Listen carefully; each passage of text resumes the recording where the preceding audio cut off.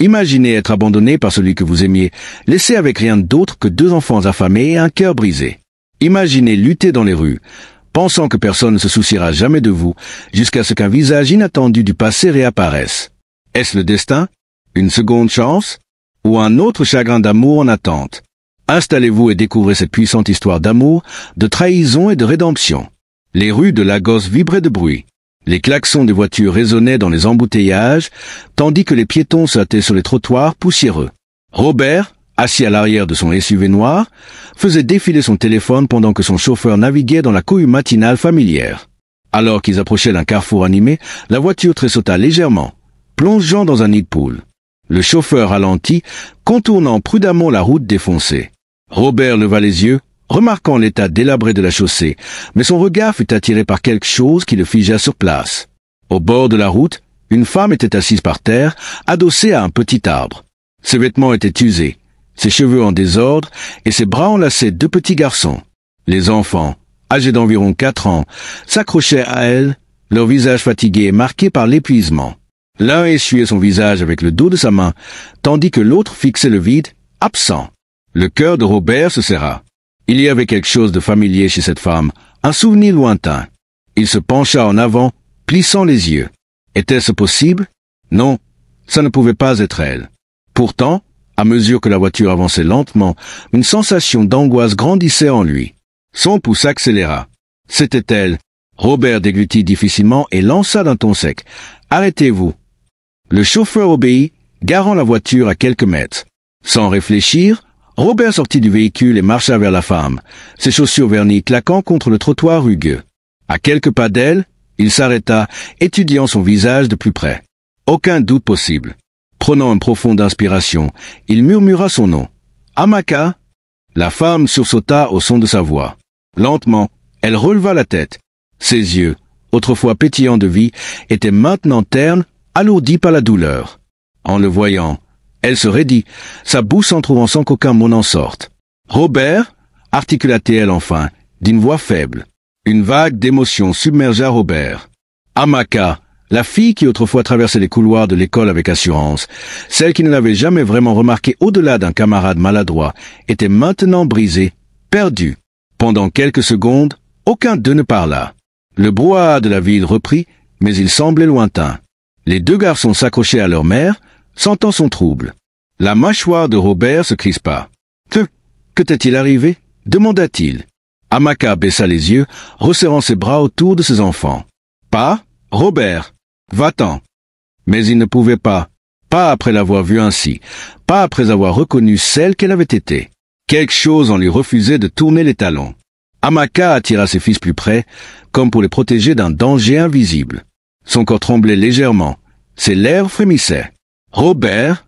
murmura-t-elle, son nom prononcé avec une douceur incertaine qui serra le cœur de Robert. Ce n'était pas l'Amaka qu'il avait connue.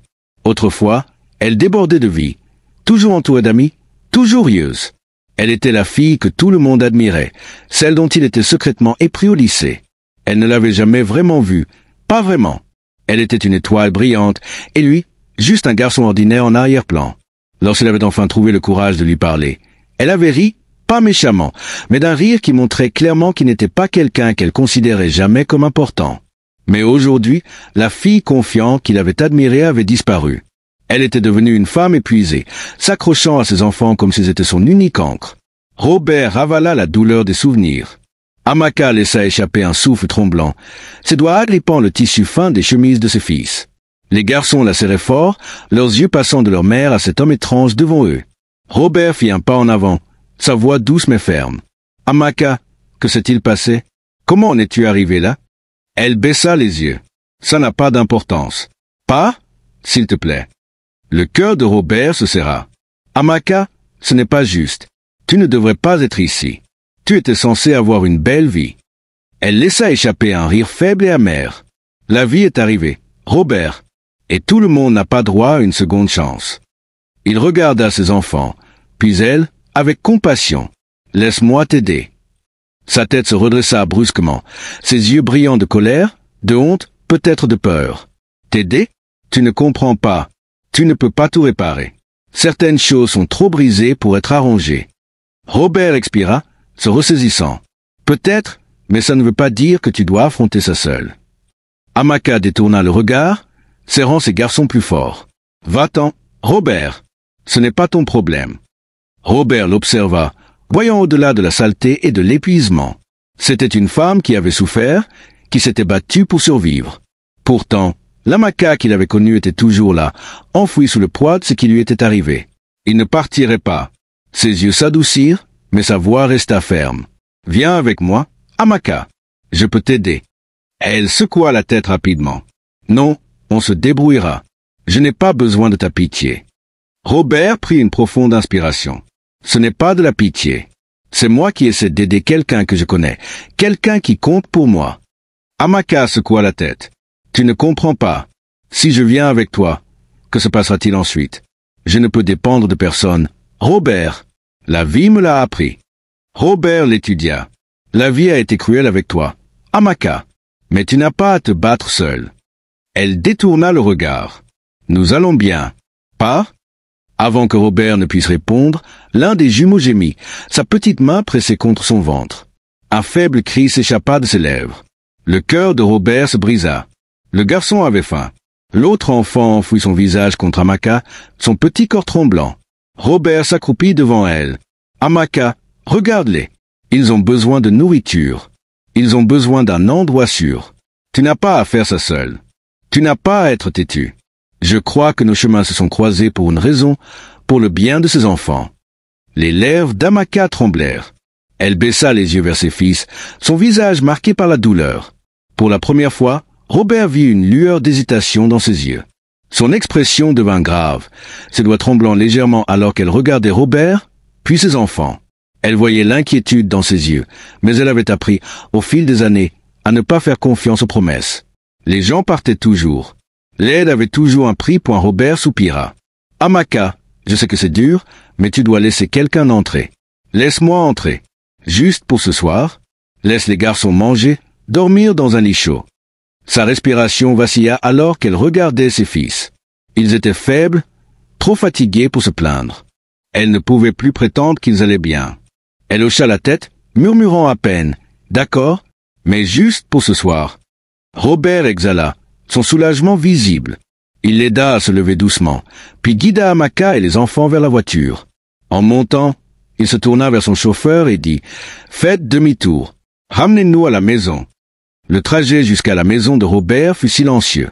Amaka regardait par la fenêtre, perdue dans ses pensées, comme si elle craignait que tout cela ne soit qu'un rêve qui s'évanouirait avant leur arrivée. Robert avait appelé un chef et donné une instruction simple, préparer quelque chose de savoureux, de chaud. Il voulait qu'Amaka et ses enfants aient le meilleur repas qu'ils aient mangé depuis longtemps. Lorsqu'ils arrivèrent, Amaka hésita avant de sortir. La maison devant elle était immense, illuminée par des lumières chaudes.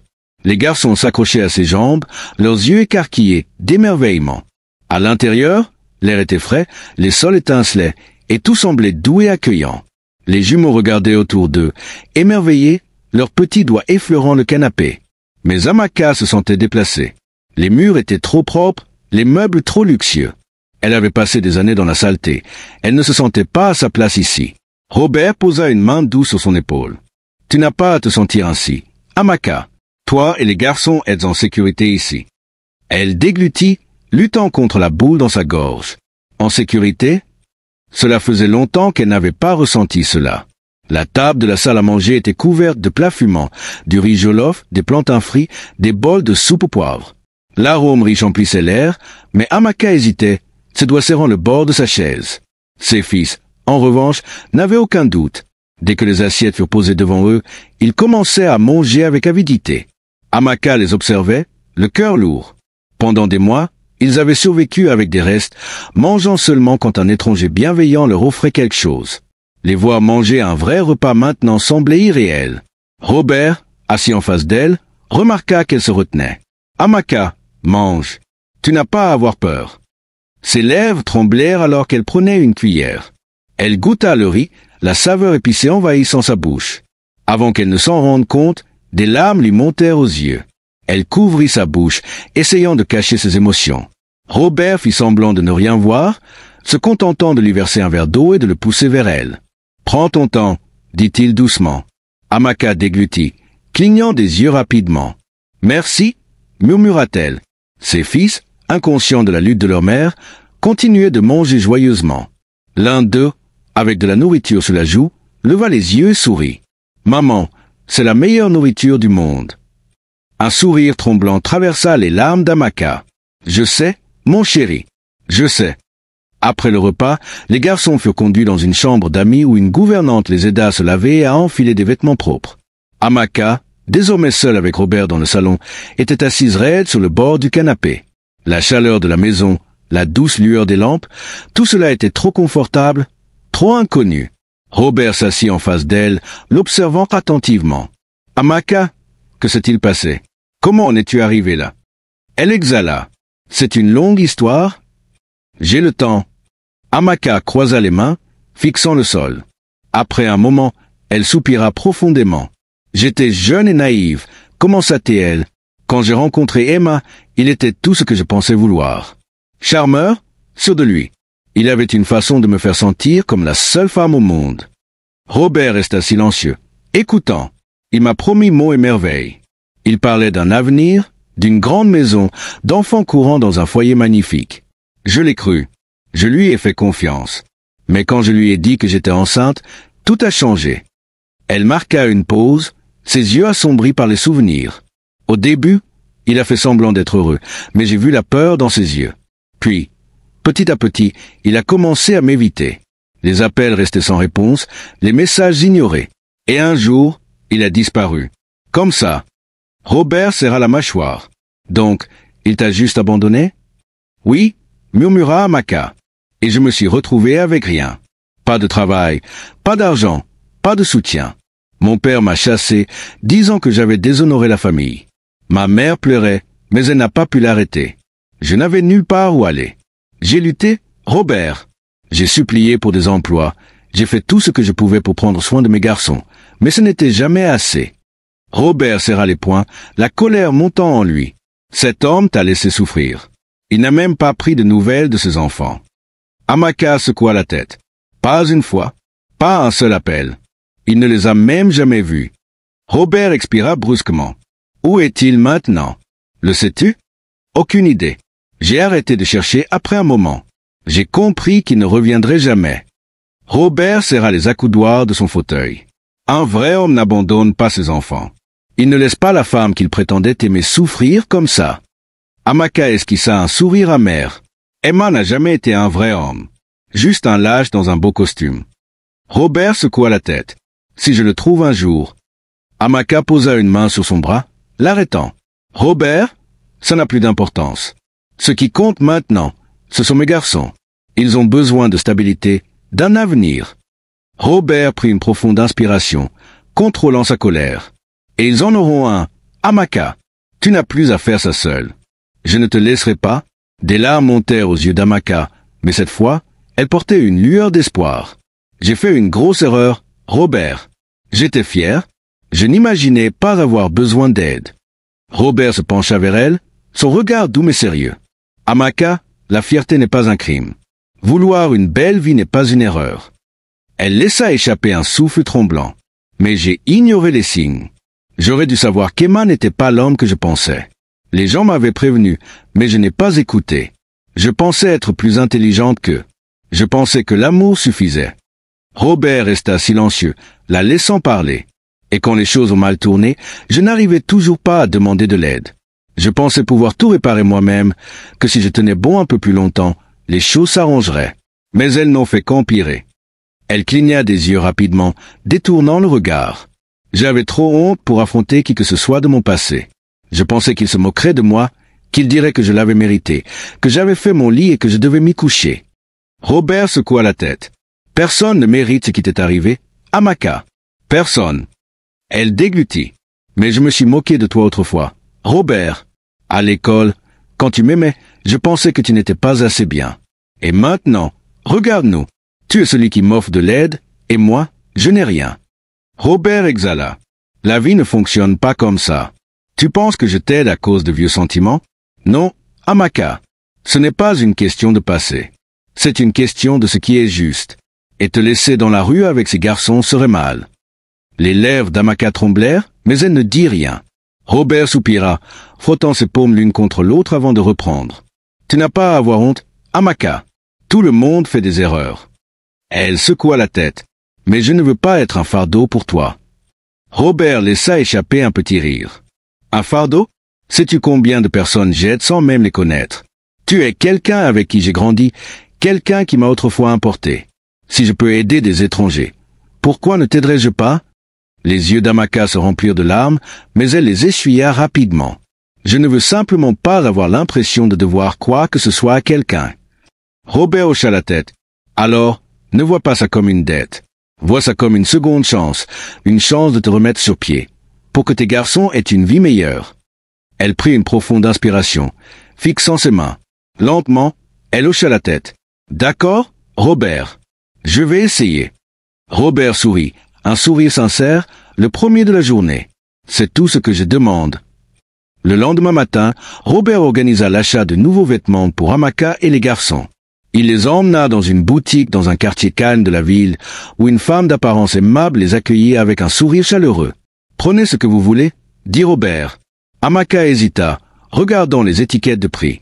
Tout semblait cher. « Robert, je ne peux pas. »« Tu peux. Amaka. Tes garçons le méritent. Tu le mérites. » Elle prit une profonde inspiration et hocha la tête, encore incertaine, mais sachant que ses enfants en avaient besoin. Les jumeaux couraient joyeusement dans le magasin, choisissant de petites chemises et les montrant à leur mère. Amaka sélectionna prudemment des robes simples mais élégantes pour elle et les enfants. Après la boutique, Robert les emmena à l'hôpital pour un bilan complet.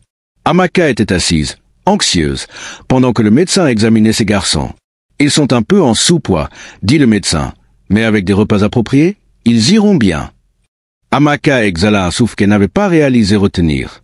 Pour la première fois depuis longtemps, elle ressentit un léger soulagement. En quittant l'hôpital, Amaka se tourna vers Robert. « Pourquoi fais-tu tout ça ?» Robert s'arrêta et la regarda. « Parce que je tiens à toi, Amaka. » Elle croisa les bras, le regardant avec suspicion. « Les gens n'aident pas sans raison. Robert, que veux-tu de moi ?» Robert soupira. « Tout dans la vie n'a pas un prix. Je veux juste vous voir, toi et les garçons, en sécurité. » Amaka l'étudia, essayant de lire son visage. Elle avait passé tellement de temps à lutter, à s'attendre au pire, que la gentillesse lui semblait étrange. « Je ne sais plus faire confiance, Robert. »« Alors, ne me fais pas encore confiance, » dit-il simplement. « Prends les choses une étape à la fois. » Amaka regarda ses garçons, souriant et rassasié pour la première fois depuis des mois. Peut-être, juste peut-être, Robert avait-il raison.